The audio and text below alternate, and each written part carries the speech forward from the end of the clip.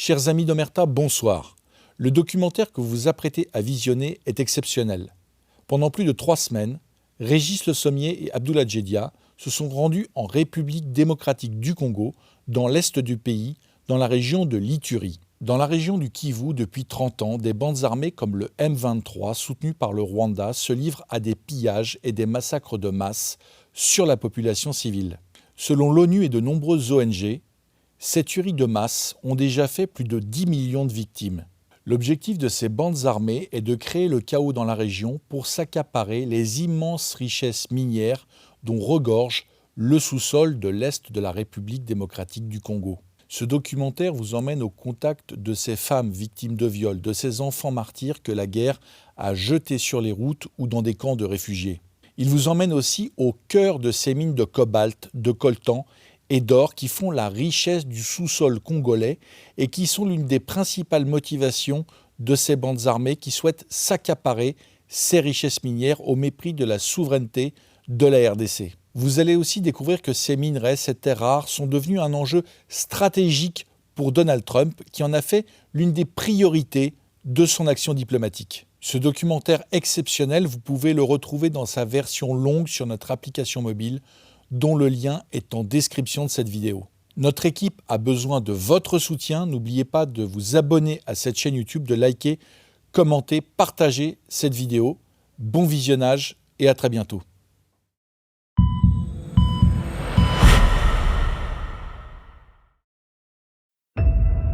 J'ai été violée, j'ai un enfant fruit du viol âgé de 17 ans. Parce qu'on l'avait dit, est-ce que tu as déjà goûté les chewing-gums? Il a dit oui. Alors, on a coupé le pénis de son mari et on l'a dit, mange ça comme chewing-gum. Elle a commencé à... Ils étaient dans les quartiers, les rebelles ont tiré à bout portant à mon oncle paternel.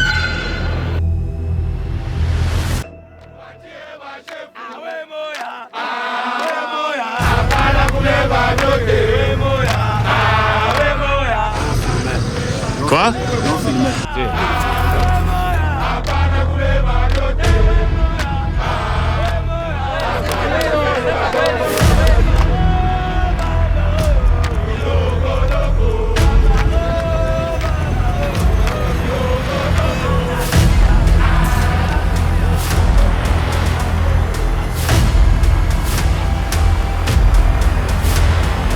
Toute la menace de l'Est pèse sur nous. Mais tant qu'ils n'auront pas pris le Katanga, le pays vivra.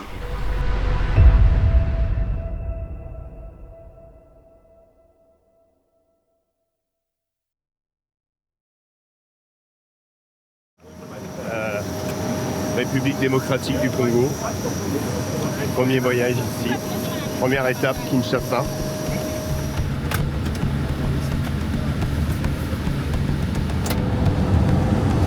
Si nous avons décidé de nous rendre ici, en République démocratique du Congo, c'est en partie à cause de Donald Trump et des Américains. L'impact de son élection se fait aussi sentir dans ce pays à un point qu'on mesure encore mal en Occident et que nous allons bientôt découvrir.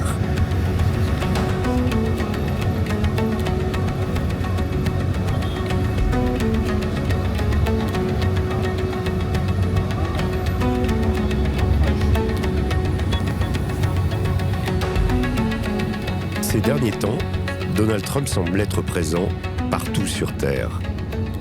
À peine quelques heures après notre atterrissage à Kinshasa, en République démocratique du Congo, et le voilà qui apparaît sur une affiche, en plein centre-ville, en compagnie de Félix Tshisekedi, le président de la RDC.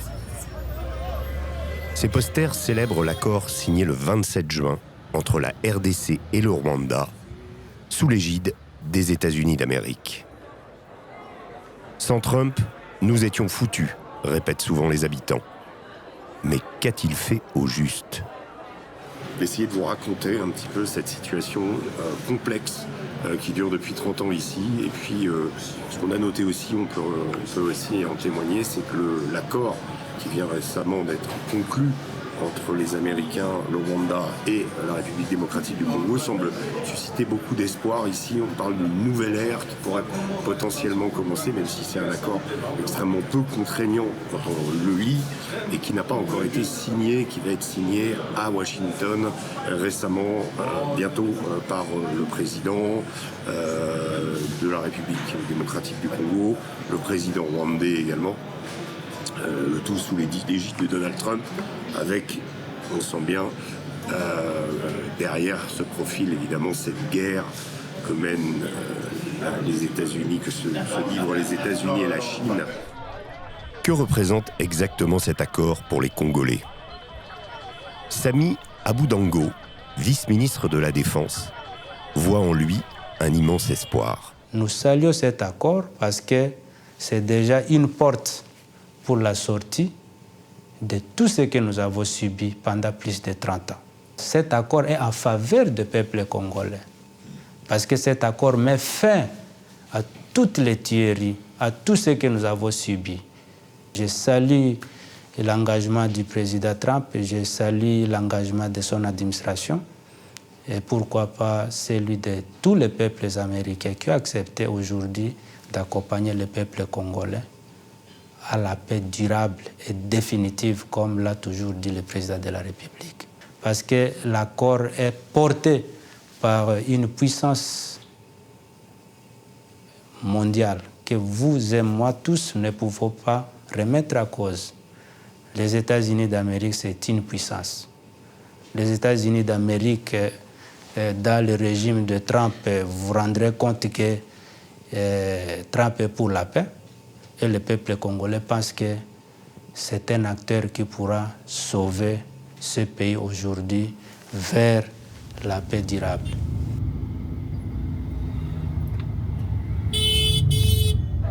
La ville grouille de monde dans tous les sens. La circulation est si intense que pour se déplacer, rien de tel que les mototaxis, à 3 ou à 4 à l'arrière sur la selle.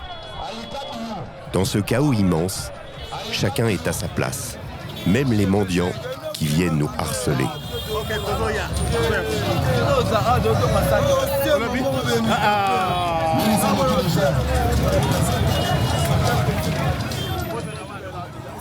Pour échapper à la foule, nous prenons la direction du fleuve.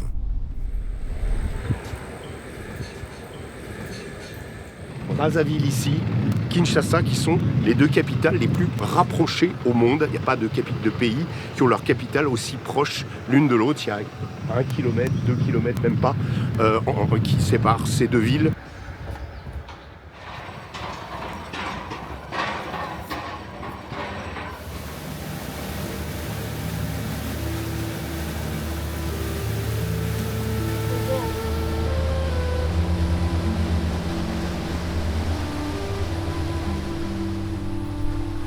Kinshasa semble... Les berges du fleuve Congo sont couvertes de végétation. Tout est paisible. La guerre semble si loin. Ici, nous sommes à plus de 2000 km du Kivu et de l'Ituri, les régions martyres où des millions d'êtres humains ont été assassinés depuis les années 90. Comme dans toutes les villes africaines, on y honore comme il se doit le dieu football.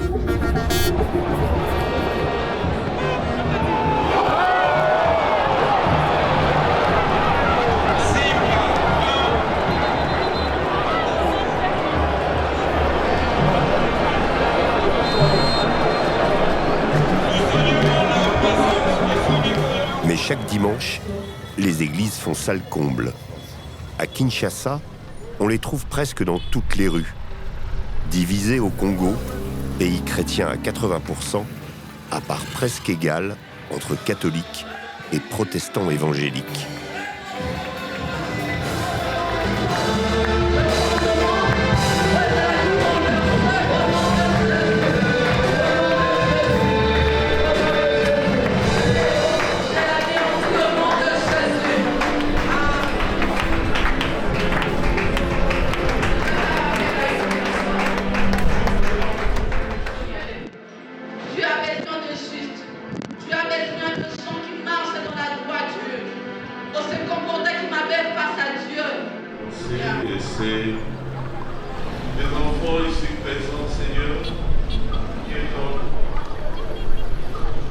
Pardon, Dieu, qu'il en soit ainsi dans la vie de ton peuple et que l'honneur te revienne au nom de Jésus-Christ. Amen.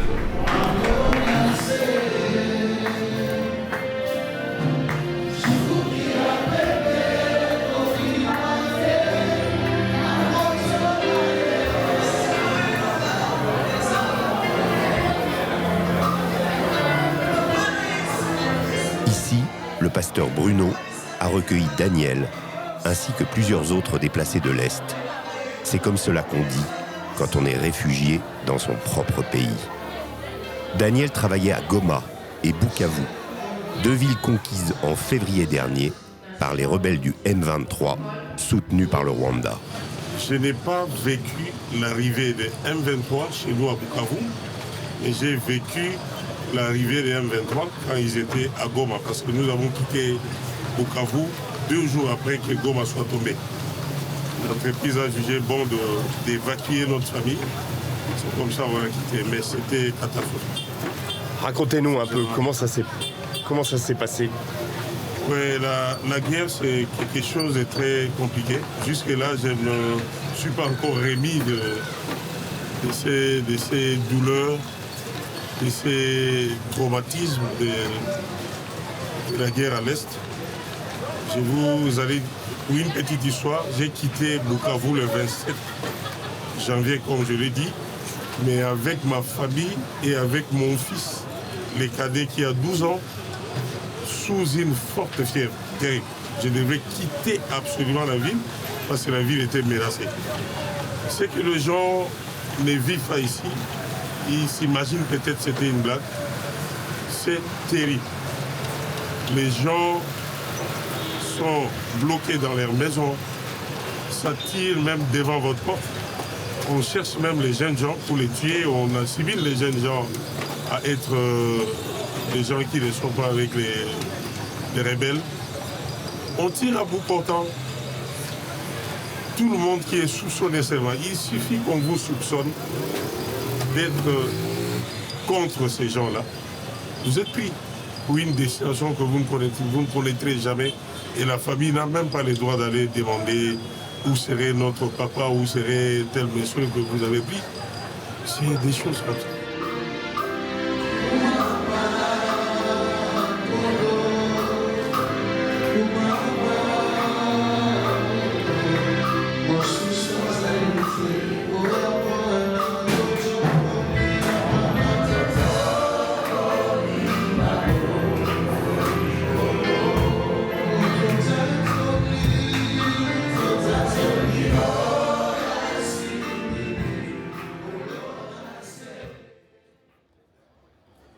Ceux de l'Est sont nombreux à Kinshasa, en particulier les étudiants, dont la famille est restée au Kivu et qui sont parfois sans nouvelles. À l'Université pédagogique nationale, l'UPN, située à la périphérie sud de la ville, on en compte près d'une centaine.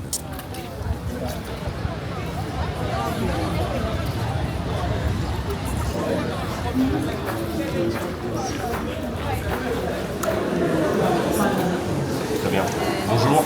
C'est une religieuse, la sœur Benita Nyakagonga, qui a la charge de s'occuper d'eux. En l'occurrence, ces étudiants ont une petite particularité, ils viennent de l'Est du pays, c'est ça?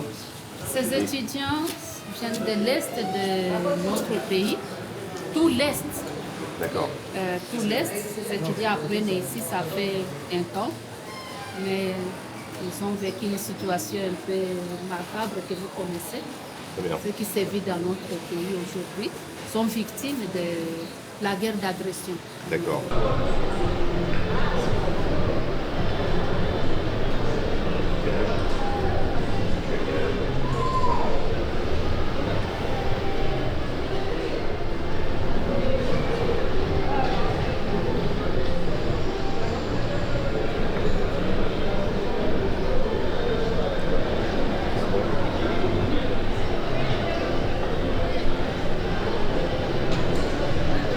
Je suis de Kivu, dans le territoire des Fizi. Après la guerre de Minembwe, Je n'ai pas vraiment des nouvelles de ma famille. Ça fait au moins un mois là. Leur numéro ne passe pas. Je ne sais pas s'ils sont en vie ou comment. Mais parce que le Tout-Puissant est là, j'espère qu'ils sont en vie. Moi, je suis des Minembwe. Minembwe, d'ailleurs, même j'ai vu des informations dans des réseaux sociaux actuellement qu'il y a l'aéronef là, à Minembwe, qui a été bombardé. Et l'aéronef du M23. Donc, il y a une autre branche de M23 qui se trouve actuellement à Minembwe, qui fait des offensifs à Minembwe. Tu as ton père, ta mère, tes frères et sœurs là-bas? J'ai mon père et ma mère était morte en 2022 à cause toujours de la guerre en fait. Ta mère est morte à cause de la guerre? Ah ouais, ma mère est morte, donc maman n'est plus en vie. Un de ses étudiants est en retard. Il est littéralement sous le choc. Il vient d'apprendre que 2 jours plus tôt, son père, resté au Nord Kivu, a été assassiné. Je m'appelle Arusima Bahogwere Tarsis. Je suis natif du site Kivu, territoire de Kabari, groupement de Chirunga, village de Karambi. Le vendredi, ils étaient dans les quartiers, les rebelles ont tiré à bout portant à mon oncle paternel. Maintenant, le papa étant stressé, il m'a appelé le matin, il m'a dit que non, avant que nous n'en tirons notre oncle, je pars aussi déposer le bulletin de mes élèves, un peu que je revienne à la maison pour voir comment passer tout ce qui est comme deuil de la famille. En rentrant comme ça, en déposant le bulletin des élèves, les rebelles lui ont assassiné tout juste quand il était déjà près de chez nous. Donc, non loin, à 1 kilomètre de la maison. Voilà. Avant de nous quitter, Sœur Benita veut nous montrer une image. C'est le cadavre du père que son petit frère lui a envoyé sur son portable quand ça s'est passé. Depuis, il n'a plus aucune nouvelle. Mais il n'y a pas que les images qui saignent. Il y a aussi les mots.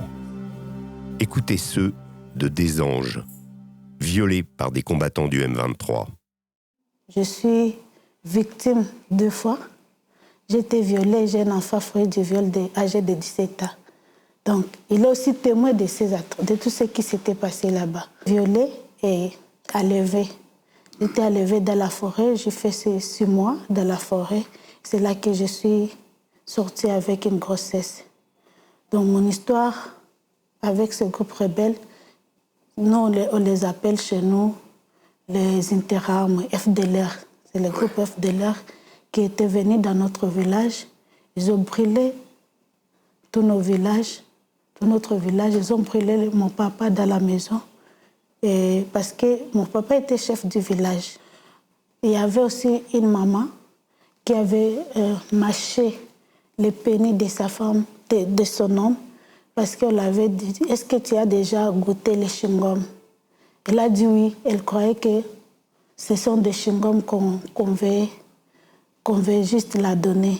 Elle a dit oui, alors on a coupé le pénis de son mari et on l'a dit mange ça comme chewing-gum. Elle a commencé à mâcher ça. En fait, la situation que nous traversons, moi, je me dis que depuis 1990 que je suis née, jusqu'à nos jours, je suis née dans la guerre, j'ai grandi dans la guerre. Tout cela ne serait jamais arrivé sans la présence dans les sous-sols du pays de richesses incommensurables. Ce sont ces minerais qui parfois, comme le coltan, n'existent nulle part ailleurs sur Terre. Sans lui, par exemple, il vous serait impossible d'utiliser un téléphone portable. Julien Paluku, ministre du Commerce extérieur, en parle avec passion. Lorsque vous voyez les statistiques d'exportation des minerais à partir du Rwanda, aujourd'hui, le Rwanda est devenu exportateur du coltan, des cassitérites, de l'or, alors qu'il ne dispose pas des gisements de ces minéraux-là. Voilà les vrais problèmes. Nous avons quand même des interrogations sur un certain nombre de comportements. Et là, je parle aussi en tant qu'analyste parce que j'ai fait mes recherches, des thèses sur des questions de sécurité. Lorsque la France, par exemple, voit que le Rwanda sort de la francophonie et accepte que ça devienne une Rwandaise qui pilote la francophonie, c'est quand même une contradiction. C'est des choses que nous, on n'a jamais compris. C'est-à-dire, on ne doit pas dorloter quelqu'un alors qu'il a commis des crimes dans la région.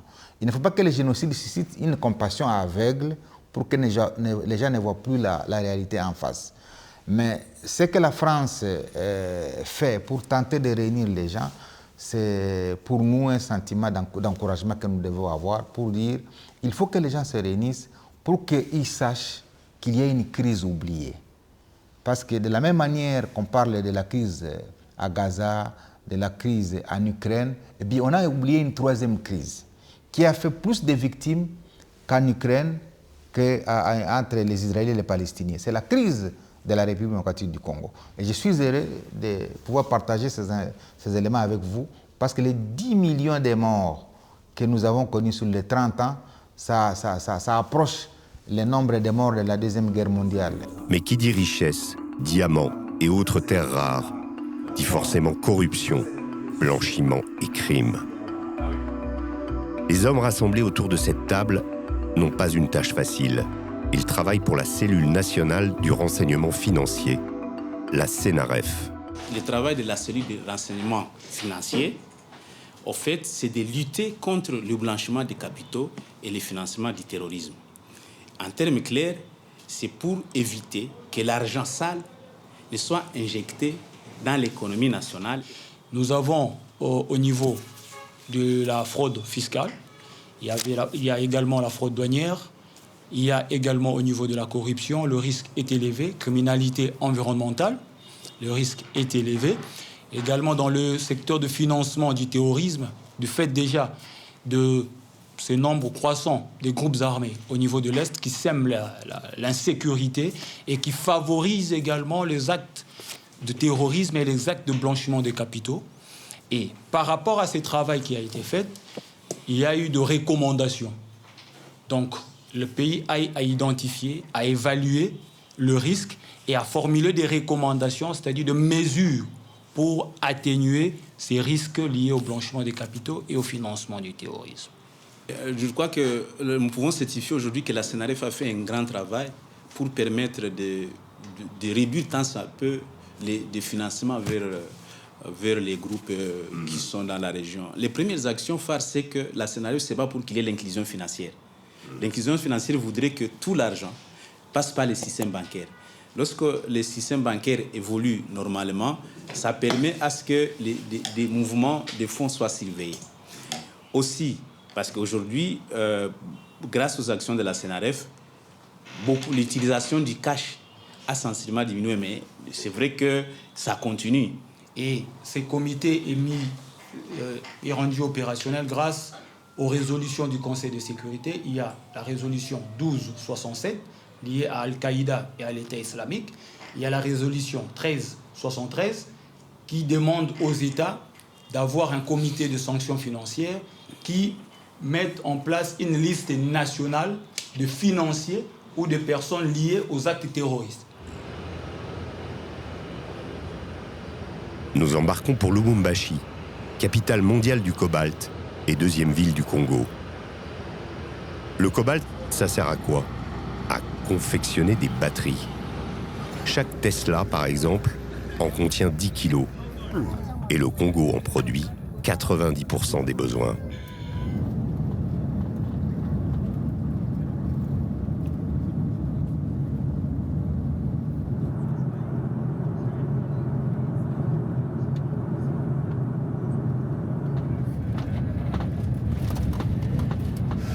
À peine arrivé, pas de temps à perdre. Nous avons rendez-vous avec le général Edi Kapend, ancien attaché militaire du président Laurent-Désiré Kabila.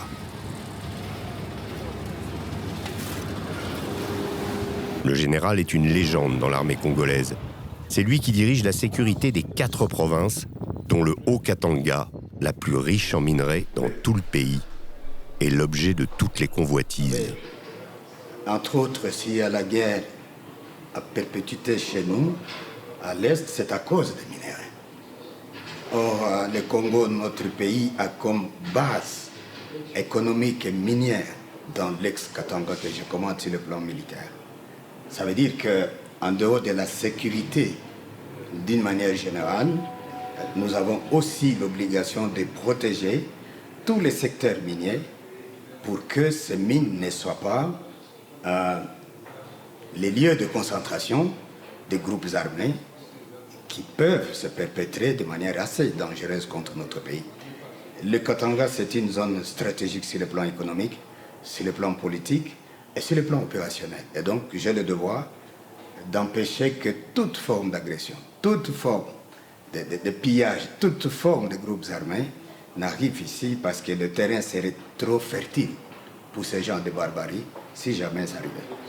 Vous savez, notre pays est en guerre et la zone stratégique, c'est le Katanga.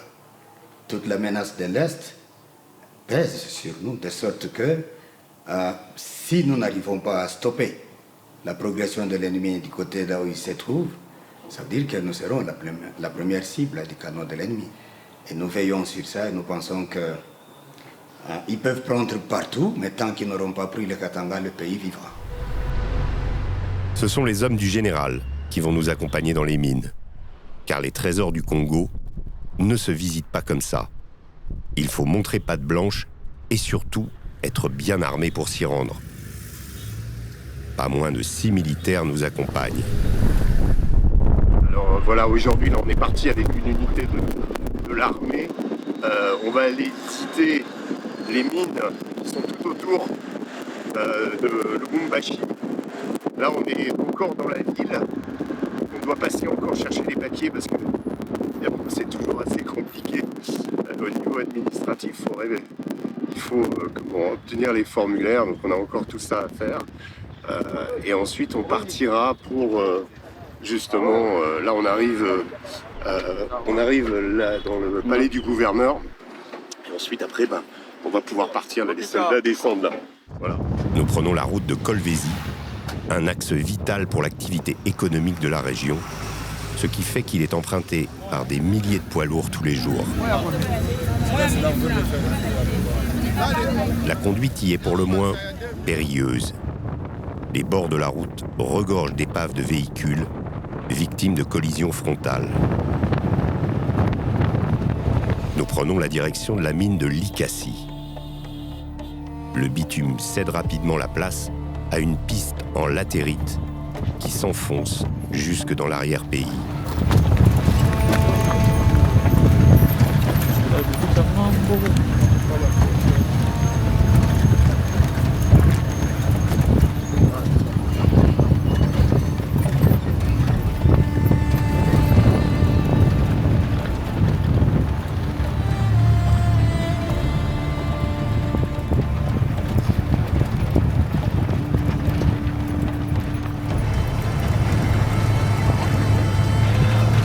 Notre convoi s'immobilise devant la barrière qui marque l'entrée principale de la mine.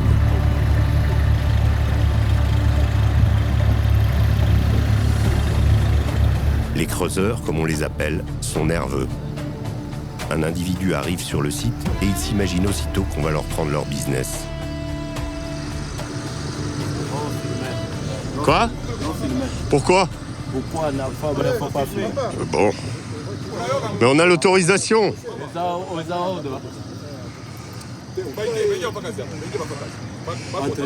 C'est bon? Voyez.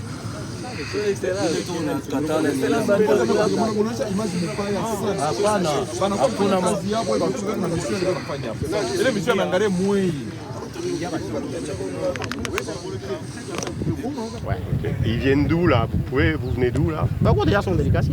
Ouais. Ah, les enfants de Likasi. Hein? Ouais, Likasi. Il y a assez de Kolwezi, Likasi. Pas de Lubumbashi, c'est. Même de Lubumbashi. Même de Lubumbashi, Anna.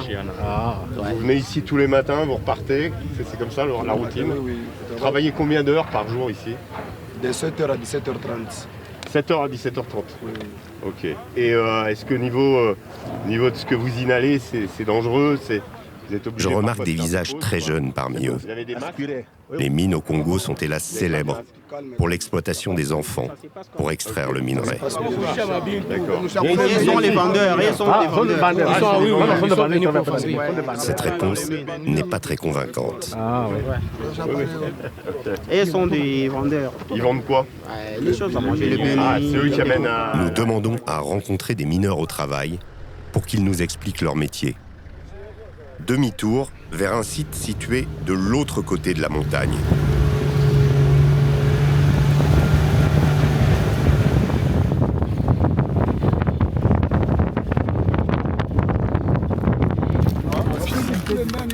sommes dans une mine de cuivre. Cette année, le minerai a le vent en poupe par rapport à son frère ennemi, le cobalt. Ce dernier s'échange à $30 000 la tonne, contre 80 000 il y a quelques mois. Le cuivre, lui, a doublé, passant de $5 000 à $9 000. Les creuseurs viennent à notre rencontre. Bonjour, ça va? On peut aller leur parler, on peut regarder comment ils récoltent, quoi. Je m'interroge. Mais au fait, à quoi ressemble le cuivre à l'état brut? Je décide d'aller voir par moi-même. Tous les jours, vous en ramenez combien de sacs? À peu près des 10 sacs ou 9 sacs. Et donc là, et vous travaillez toujours les mêmes ou ça peut être différent? Comment ça se passe? Il y a beaucoup de gens qui rentrent ici. Wow. C'est pas évident. Voilà. Ouais. Attendez. Ok. Est-ce que vous allez passer? Ouais, je vais essayer, mais avec la Osmo, c'est pas sûr. Est-ce que je peux tenir pour vous? Ouais. Descendez. Je la passe. Ok. Est-ce que ça, c'est pliable? Bon, c'est comme ça, nous les chrétiens.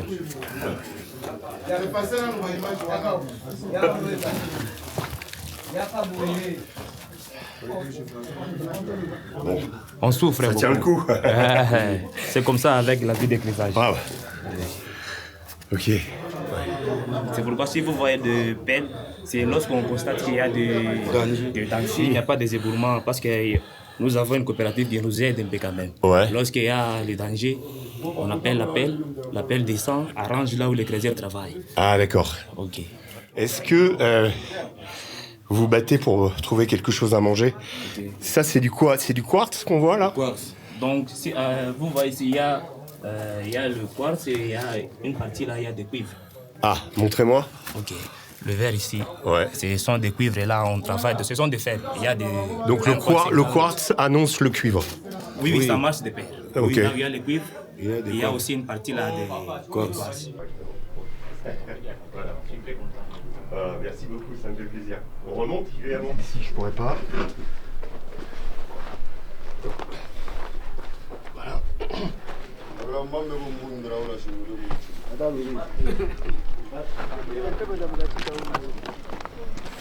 On n'a pas à faire à part venir travailler ici. Vous travaillez de 7h à 17h? Ah oui, oui. Ouais. Sauf la nuit. Tous les jours de l'année? Tous les jours. Le dimanche aussi? Oui, tous les jours. Si tu ne travailles pas, tu ne vas pas manger. Ah bah oui. À moins que je travaille dur et que je fatigue. À part ça, non, nous devons venir chaque jour pour avoir comment manger. Pour nourrir votre famille? Ah oui. La journée est terminée. Les mineurs vont rejoindre leur baraquement.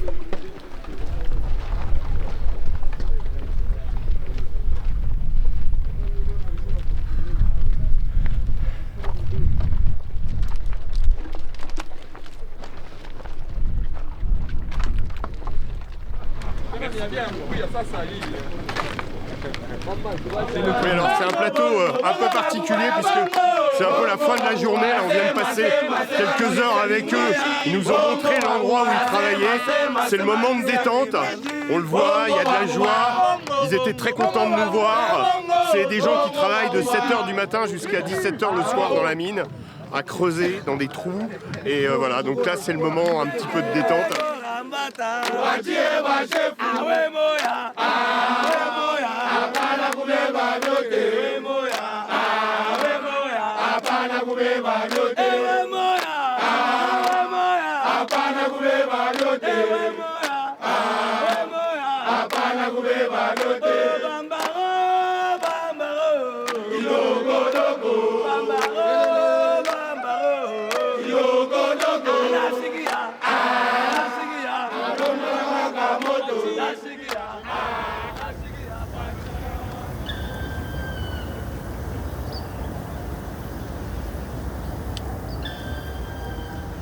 Cette nuit, nous avons dormi dans une cité minière construite par et pour les Chinois.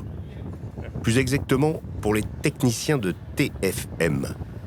Tenke Furungume Mining, qui exploite l'immense mine de cobalt tout proche de cette ville. TFM est l'une des plus grosses exploitations de cobalt de RDC. Autrefois, l'entreprise appartenait aux Américains, qui l'ont vendue aux Chinois et qui maintenant s'en mordent les doigts. Furungume est une des places fortes du cobalt au Congo.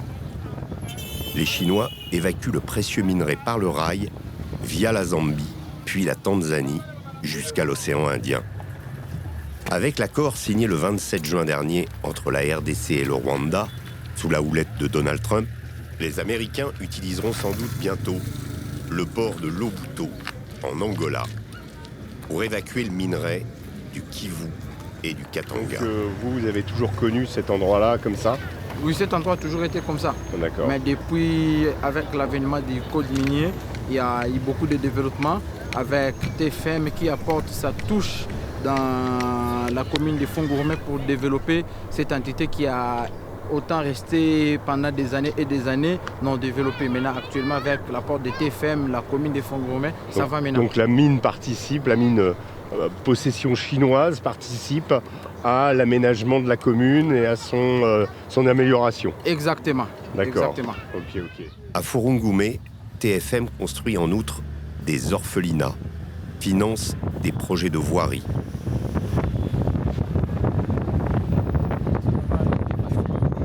L'entreprise fournit en plus des besoins de la mine une partie de l'électricité de Furungume.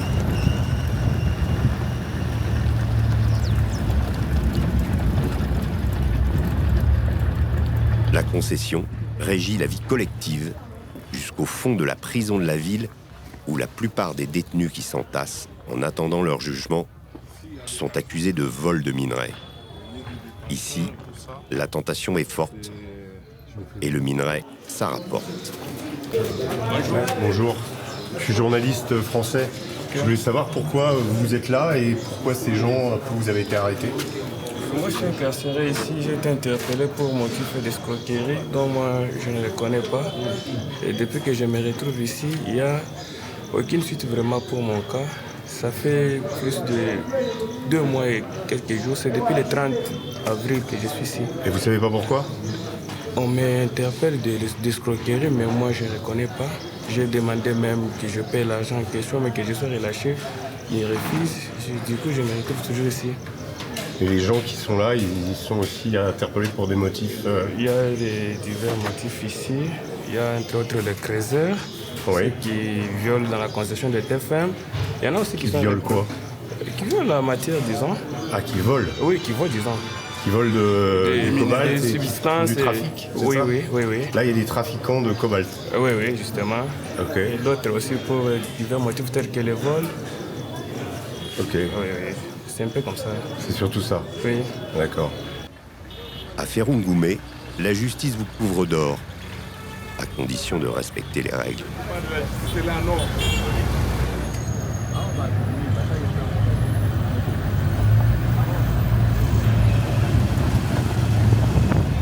Direction la mine.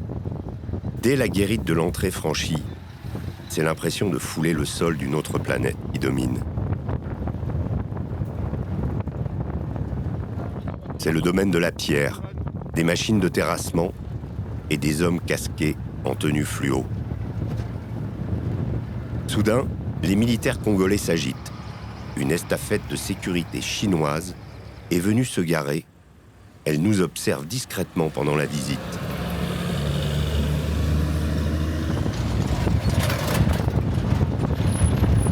Celle-ci sera succincte. Ici, pas question d'aller au fond, comme avec les creuseurs de la mine artisanale de Likasi. On se contente de faire le tour de la montagne éventrée et de celle de gravats qui a surgi de terre à force de creuser. Nous ne rencontrerons aucun officiel chinois de la compagnie, juste un géologue congolais. Nous sommes dans la concession TFM, précisément nous sommes dans la mine de ce qu'on appelle Fungurumé.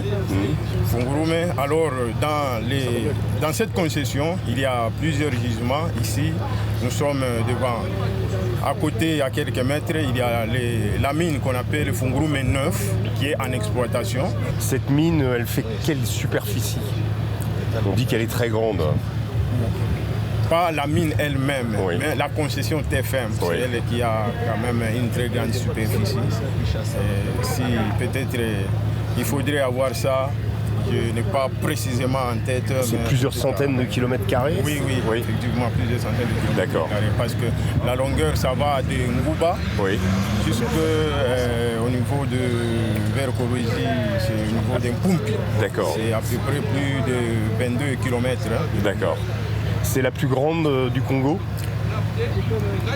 Ou l'une des plus grandes entreprises aussi qui a une grande superficie au Congo, oui, parmi les entreprises minières. Départ pour Kolwezi, à 2 heures de route de Fungurume.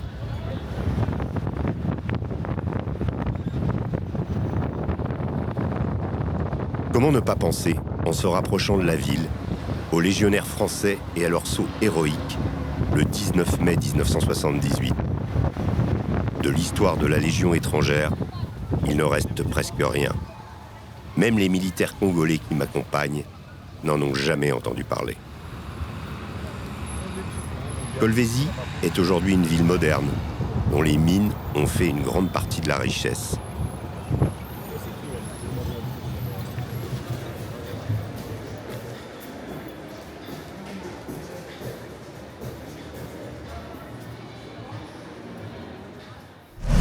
La nouvelle est tombée dimanche, dans l'après-midi, juste après notre arrivée à Bunia, dans la province de l'Ituri, à l'est du Congo.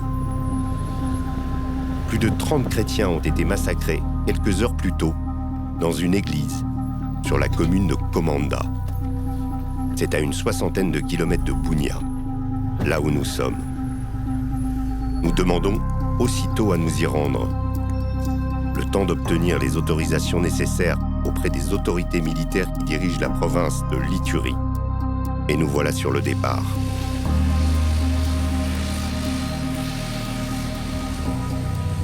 Lundi 28 juillet, 11h30, nous prenons la direction du sud de la province, vers la frontière avec le Nord Kivu. La piste est chaotique, très difficilement praticable par endroits. Il va nous falloir plus de 2h30 pour gagner Komanda, le lieu du massacre.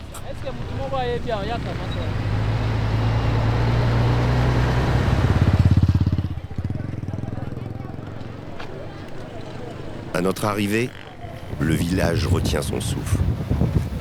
On enterre les morts. C'est l'émotion à l'état brut. Des milliers de personnes sont rassemblées. Les corps d'une partie des victimes ont été disposés au fond d'une fosse commune. Les familles regardent leurs parents, leurs frères, leurs sœurs parfois, se faire recouvrir de terre au fond de la fosse.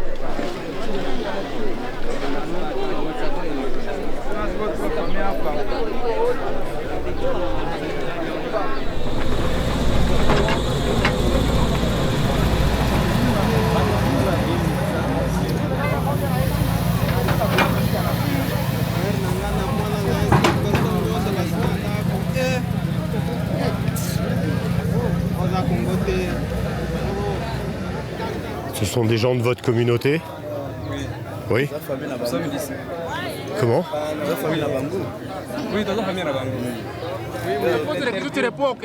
Cet homme a perdu ses 2 fils.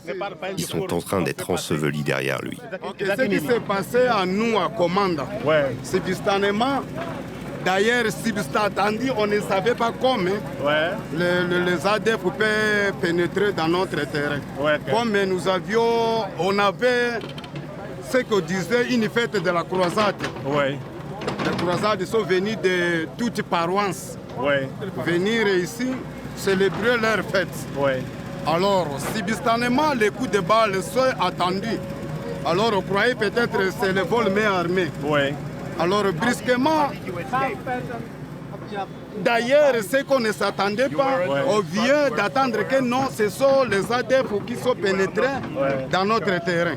Alors, comme nous les autres, Comme je viens de parler, moi je viens de perdre mes 2 fils qui sont ici. Ils sont ici? Oui, qui sont venus de croisades. Ouais. Alors moi je ne connaissais pas ça. Ils m'ont promis que non, papa, libère, nous avons notre fête aujourd'hui. Je l'ai dit que comme c'est le service, comme le beau Dieu nous accorde, allez le servir. Alors, de 1h du matin, le coup de balle s'est attendu.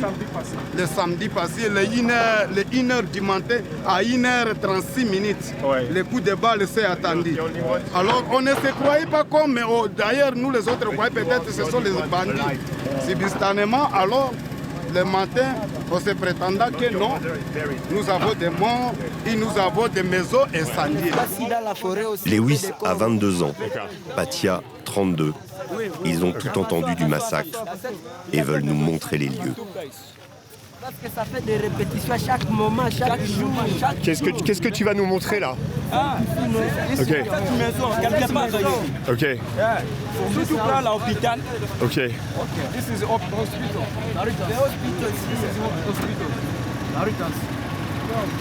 chaque jour qu'on est en train de... C'est mon famille propre. Hein? C'est mon famille. C'est ta famille aussi? Mon petit frère, grand frère. Et ma mère. Ok. La 7 maison. Ok. Ici, non. La confusion règne. Toute la communauté est encore sous le choc. Ici, personne ne sait. Ici, une personne était ici. Ok. Vous voyez, ça c'est dit ça. La salle paroissiale ressemble à une étable. Il y a du sang et des morceaux de chair un peu partout. Vous voyez dit ça? L'odeur vous prend les Ça c'est tripes. dit ça des personnes. Vous voyez. Environ 4 personnes ont été tuées ici. Environ 4 mamans. On était tués ici. 50. Ici, environ 4 personnes ici. 50? Oui. Maman. Des mamans. Ces chiffres prononcés paraissent fous. La rumeur voudrait aussi qu'il y ait encore des corps dans la forêt. Ça, c'est l'hémorragie de personnes. Vous voyez? Ce n'est pas des choses qu'on est en train de Non, mais je sais bien. Merci. Ici aussi, il y avait un cadavre. Un cadavre aussi. Alors, il y a aussi là-bas. Là-bas, c'est là où on a fait ce qu'il veut. Ici, nous n'avons pas de sécurité. C'est là-bas qu'on a fait ce qu'il veut. Oui. C'est là-bas qu'on a castré à castrer. Castré? Ils sont castrés. Ce sont des membres de la communauté catholique Croisade Eucharistique qui ont été massacrés. Ils appartiennent à l'ethnie Nandé, originaire du Nord Kivu. Il était minuit passé lorsque les tueurs ont pénétré dans l'église avec leurs machettes.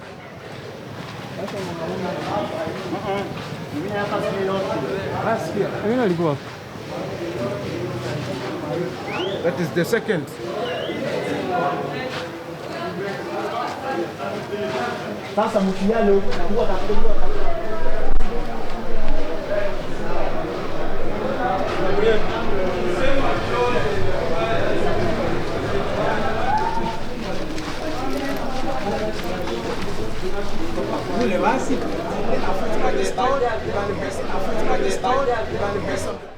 Les esprits s'échauffent. Certains des leurs ont été pris en otage.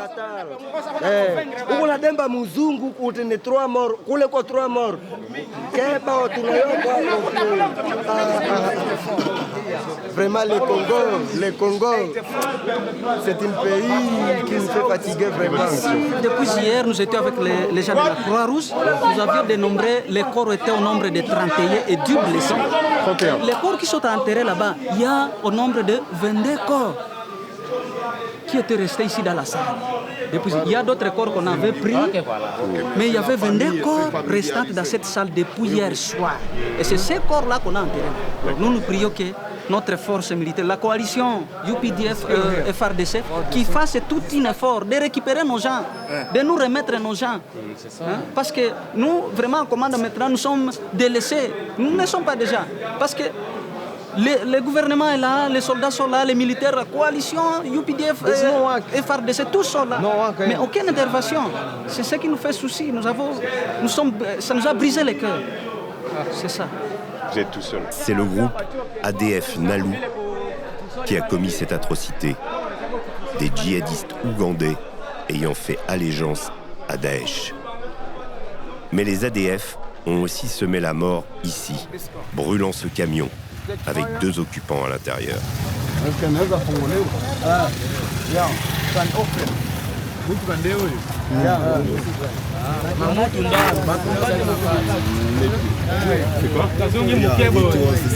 Ah ouais.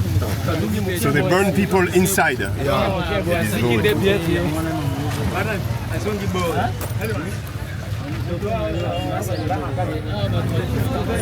Ici, l'objet des convoitises, c'est l'or, qu'on trouve un peu partout en Ituri. Les groupes armés pillent aussi les entreprises de commerce du bois et du café. Ce n'est pas nouveau, mais depuis 30 ans, ça ne s'arrête jamais. Et les massacres comme celui-ci sont réguliers, comme une fatalité. Dans les faubourgs de Komanda, des déplacés du Kivu s'entassent dans des tentes. Merci beaucoup. Les ONG leur portent secours depuis bien longtemps. De l'USAID à l'UNHCR, elles sont toutes présentes en RDC. Mais il en arrive chaque jour, comme un flot de malheur, même si la mort les guette, même si les machettes ne sont jamais loin. L'Est du Congo est bien le cœur des ténèbres. En dépit de cette malédiction, chaque fois on reconstruit. Et tout le monde met à la main à la pâte, même l'armée congolaise. Dans le village voisin d'Irumu, celle-ci a reconstruit une école brûlée lors d'une razzia d'un groupe terroriste local. Ici, nous sommes en territoire d'Irumu, plus précisément Irumu territoire. Vous voyez ces bâtiments avant sa construction. En fait, ces bâtiments montrent la restauration de l'autorité de l'État que nous avons imposée ici en territoire d'Irumu, en province de l'Ituri. Avant, vous allez remarquer qu'il n'y avait rien ici. Ces bâtiments étaient incendiés par la milice FPIC. Cette milice régnait comme le pouce du César, régnait à maître ici. Et ça fait que cela a conduit avec beaucoup de conséquences où il y a eu plusieurs de déplacés. Il y a eu un nombre important de déplacés qui ont fui ces milliers. Après un travail de titan mené par les forces armées, aux premières heures de l'état de siège, sous le commandement du lieutenant-général Luboya, commandant des opérations et gouverneur, nous avons rétabli l'autorité de l'État. Nous avons restauré la paix ici. Parce que ces bâtiments, vous voyez, ça montre réellement qu'il y a l'autorité de l'État ici. Parce qu'avant même, le bâtiment de la police nationale congolaise, ici à Irumu, a connu... ces bâtiments étaient aussi incendiés par cette même milice, tuant 6 policiers. Nous avions d'abord ces opérations que nous menions, on a ouvert les axes, et puis après on a récupéré les grands bastions de ces groupes armés. Mais comme effectivement nous sommes, vous savez, c'est une guerre asymétrique. Oui. Et quand vous êtes dans une guerre asymétrique, il devient difficile de trouver l'ennemi, parce qu'après il se volatilise, il va dans la population. Alors c'est là où nous avons décidé, on s'est dit bon, c'est vrai qu'on a fait la guerre, c'est vrai qu'il y a le dialogue, mais nous allons aller au-delà. Parce qu'à la fin, la troisième phase, c'est toujours contrôle de zone et stabilisation. Alors, j'ai commencé à mener des opérations concurrentes, enfin des activités concurrentes. Et donc, j'ai ramené la stabilisation à la première phase aussi. Et donc, j'ai commencé à reconstruire, n'est-ce pas, les routes, les bâtiments, des grandes infrastructures, ce que vous avez vu, des bureaux administratifs, des hôpitaux, pour que cette population voit aussi que l'État qu'il pensait ne pas exister existe et qu'il est en train de faire quelque chose. Voilà, les services publics renaissent et que effectivement l'État est intéressé à eux et il a un souci pour eux, pour qu'ils viennent à nous et s'apporter. C'est comme ça que vous avez vu quand j'ai dit d'ici jusque là où vous êtes arrivés, il n'y avait pas âme qui vive. On a créé aussi l'espoir et donc voilà, aujourd'hui vous avez vu ce que vous avez vu.